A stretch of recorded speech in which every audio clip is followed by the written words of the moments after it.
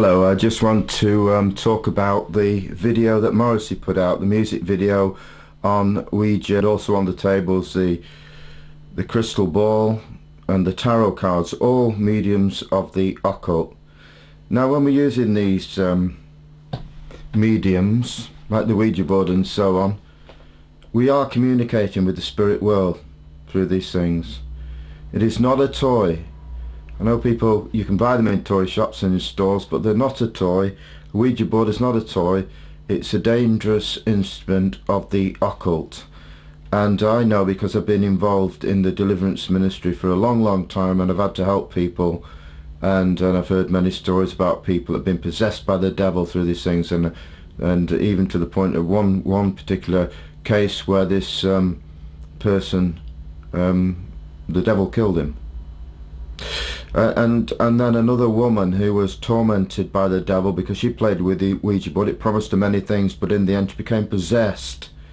When she used to put her head down at night in a room, these demons started throwing pots around the room and making noises and smashing things up, and she was completely, nearly out of her mind. And she came to me, and it took me a while, through prayer and fasting, days, to set her free, and in the end she was delivered. She asked Jesus into her life and he set her completely free, but not without a struggle. Now you have the knowledge of what I'm saying today now, to know that this is dangerous by what I say today. That means you've got light, and if you carry on practicing these with the Ouija board after this, then you know you reap what you sow. And you might say, well, nothing's happened to me, I've done it, nothing's happened. But in the end you will reap, and there are serious consequences for people play around with these things. Trouble will come your way, and that is a fact. And now I just want to mention something what Morrissey mentioned in his song. And first of all, he said, Ouija board, would you work for me? Obviously he wanted to do something for him, contacting the spirit world. Please hear my voice, speak to me. I want to talk to an old friend. That is very much like spiritualism, isn't it? We contact through the medium, the dead, the so-called dead. But when you go to a spiritualist medium and they say they're contacting the dead for you, they're not contacting the dead, they're contacting demon spirits. They're called familiar spirits, and they're forbidden in the Bible. The Bible forbids mediums and spiritists in the Bible. We contact the familiar spirits, familiar with that person who has died, and impersonate them. So, and then he goes on to say, I've got to say hello to an old friend. Ouija board, would you come help me, because I feel lonely, I just can't find my place in this world. In other words, he was basically admitting that he's a lost blind man. And as much as Morrissey, many enjoy his music, well, it is good music, and he's a good singer, but I'm not knocking his singing or his music. It's the words, it's the influence of the words, the power of the words, and the visuals that I'm bothered about. It might have been done in an entertaining way in this room, this dark room with all these things going on. It looks entertaining, but it's not entertaining really. There are serious consequences here. And then he goes on to say, the table is rumbling, the glass is moving. I was not pushing that time, and it spells. In other words, going to spell something out for him. He said, I was not pushing the glass this time. How many people have been involved in this kind of stuff, and they thought somebody else was pushing the glass, and in the end they realised there was somebody else there, an invisible personality pushing that glass, a demon it was. People don't realise that. But I just want to explain today that there are two sources of supernatural power in this world, the power of God and the power of Satan. The power of God is greater, but Satan is out to destroy people's lives, and he'll use any means possible to do it. Now, if you've got a Ouija board today, take it out in the garden, make a fire and burn it. Burn it. Get rid of it altogether. It's no good giving it to somebody else. Burn it.